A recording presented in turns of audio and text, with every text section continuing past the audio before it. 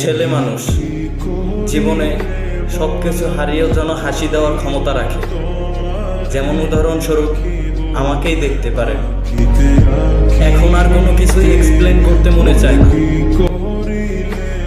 বুঝলে বুঝুক, না বুঝলে ভুল বুঝুক, সমস্যা নাই।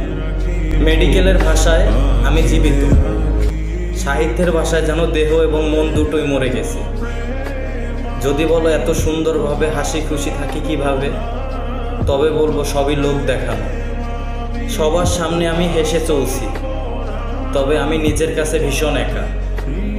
এই সবগুলো প্রশ্নের উত্তর যেন একসাথে একই জায়গায় একইভাবে বলে বোঝানো যাবে, তবে মানুষের অনুভূতি কি আর মানুষ বুঝবে? এর কারণ কি জানেন? এই যে একা লাগে, ভীষণ একা থাকি, এর কারণ একটাই, আমি সেই জায়গাতেও দোয়া দিয়ে এসেছি যেই জায়গাতে আমার অভিশাপ দেওয়ার কথা ছিল। তবে এত ভালো মস্তিষ্ক নিয়েও যেন মানুষের মনে ঠাঁই পাইনি। এত কিছুর পরেও তাদের কাছে বারবার ছুটে গিয়েছি, তবুও যেন তাদের মনে ঠাঁই পাইনি। নিজের সবটুকু দিয়ে চেষ্টা করে গিয়েছি তাদের মনে জায়গা করে নেওয়ার, তবুও তাদের মনে ঠাঁই পাইনি।